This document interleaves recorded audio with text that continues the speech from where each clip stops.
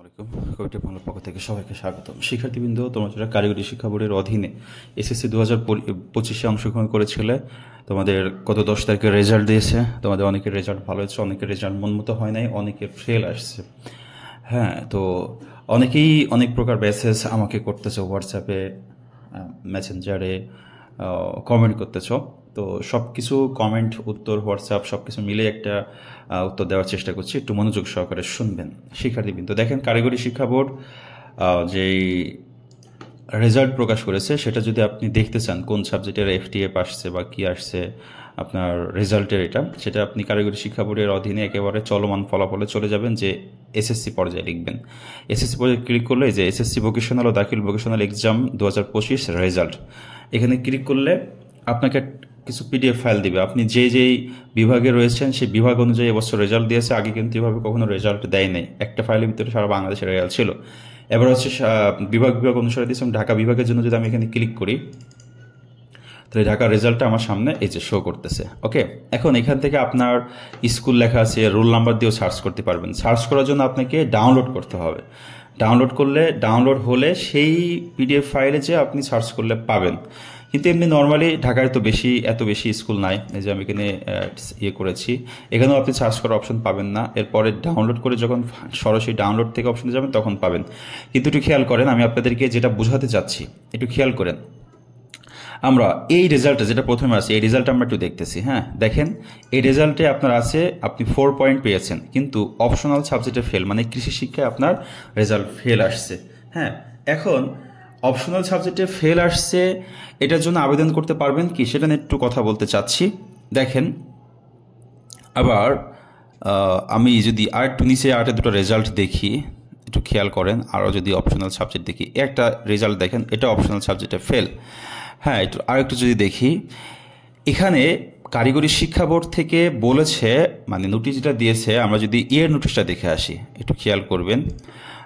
এখানে একটু খেয়াল করেন যে বোর্ড চ্যালেঞ্জের নোটিশ, যে শুধুমাত্র টেলিটক প্রিপেড সিম ফোন থেকে এফটিএফ ফেইল ইন থিওরি এই বিষয়ে যদি থাকে, আপনার সাবজেক্টের পাশে যদি এফটিএফ লেখা থাকে, তাহলে আপনি আবেদন করতে পারবেন। এছাড়া আপনার আবেদন নিবে না।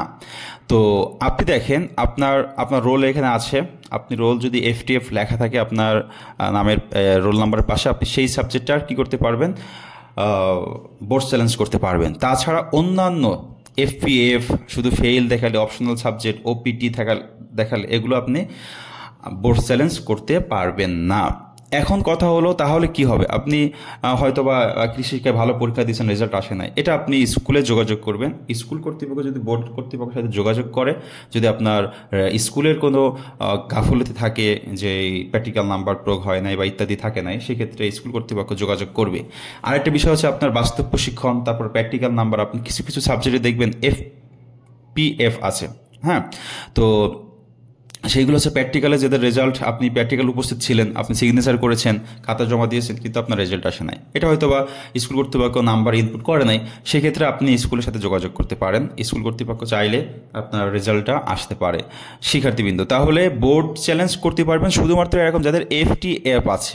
যে সাবজেক্টটা খারাপ এসেছে, যদি এরকম এফটিএফ থাকে, তাহলে আপনি কি করতে পারবেন, বোর্ড চ্যালেঞ্জ করতে পারবেন। তাছাড়া বোর্ড চ্যালেঞ্জ করতে পারবেন না। এখন অনেকেই বলতেছে যে স্যার, বোর্ড চ্যালেঞ্জ, আমার রেজাল্ট খারাপ এসেছে, আমার পয়েন্ট খারাপ হয়েছে, আমি কি বোর্ড চ্যালেঞ্জ করতে পারবো না? কারিগরি শিক্ষা বোর্ড রেজাল্ট খারাপ হলে বোর্ড চ্যালেঞ্জের অপশন দেয় না, এবছরও দেয় নাই। যদি ইমপ্রুভমেন্ট পরীক্ষা দেয়, সেক্ষেত্রে আপনি পরীক্ষা দিতে পারবেন সামনের বছরে। তাছাড়া আপনার কিন্তু রেজাল্ট বৃদ্ধি করার জন্য বোর্ড চ্যালেঞ্জের কোনো অপশন নাই। তাহলে আবারও বলছি, আপনাদের যাদের রেজাল্ট একটু খারাপ হয়েছে, পয়েন্ট আপনার এটা নিতে হবে। যাদের অপশনাল সাবজেক্টে খারাপ এসেছে, আপনি ভালো পরীক্ষা দিচ্ছেন, স্কুলে যোগাযোগ করেন। যাদের এফটিএফ আসে নাই, পিএফ এসেছে, প্র্যাকটিক্যালে খারাপ এসেছে, অথবা বাস্তব প্রশিক্ষণে খারাপ এসেছে, আপনারা অবশ্যই যদি পরীক্ষা দিয়ে থাকেন, প্র্যাকটিক্যালে উপস্থিত থেকে থাকেন স্কুলে, তাহলে অবশ্যই স্কুলের সাথে যোগাযোগ করবেন। খুব দ্রুত যোগাযোগ করবেন, হ্যাঁ, যাতে স্কুল কর্তৃপক্ষ বোর্ডে যোগাযোগ করে আপনার রেজাল্টটা আনতে পারে। শিক্ষার্থীবৃন্দ, এই হচ্ছে সর্বশেষ আপডেট। আপনারা অনেকেই হোয়াটসঅ্যাপে মেসেজ করতেছেন যে বোর্ড চ্যালেঞ্জ করব। হ্যাঁ, আপনি বোর্ড চ্যালেঞ্জ, আপনার রেজাল্ট খারাপ হলে অবশ্যই বোর্ড চ্যালেঞ্জ করবেন। তাহলে কারা বোর্ড চ্যালেঞ্জ করতে পারবে সেটা এখানে আবারও বলছি, আমাকে ফোন দেওয়ার মেসেজ করার কোনো দরকার নাই। এখানে আপনি দেখবেন আপনার যেই সাবজেক্টের এফটিএফ আছে সেই সাবজেক্টের জন্য বোর্ড চ্যালেঞ্জ করতে হবে এভাবে। গতকাল আমি বোর্ড চ্যালেঞ্জ করার জন্য একটা ভিডিও প্রকাশ করেছি, তারপর আজকে আপনাকে বলে দিচ্ছি। আপনি বোর্ড চ্যালেঞ্জ করতে হলে টেলিটক সিম লাগবে, যদি আপনার কাছে থেকে থাকে আপনি নিজেই করতে পারবেন। যদি না থাকে, আপনার আশেপাশে যে কম্পিউটারের দোকানগুলো আছে, বিভিন্ন চাকরি ফর্ম পূরণ করে, ওখানে যেয়ে আপনি কি করবেন, আপনার রোল নাম্বার, রেজিস্ট্রেশন নাম্বারটা নিয়ে যেয়ে রেজাল্ট সার্চ করিয়ে তারপরে আপনি হচ্ছে তার দিয়ে আবেদনটা করে নিতে পারেন। আবেদন করার জন্য মেসেজ অপশনে যেতে হবে, RSC স্পেস লিখতে হবে, স্পেস লিখে TEC লিখবেন, স্পেস আপনার রোল নাম্বার লিখবেন, যেই সাবজেক্টে FTF আসছে সেই সাবজেক্ট এখানে দিবেন। একাধিক সাবজেক্ট FTF আসলে কমা দিয়ে বসাবেন। একটা মেসেজ আসবে, আপনি তারপরে আরেকটা মেসেজ ব্যাক করবেন, RS দিয়ে স্পেস ইয়েস লিখবেন, লিখে হচ্ছে কন্ট্যাক্ট নাম্বার দিয়ে পাঠিয়ে দেবেন 16222 এই নাম্বারে।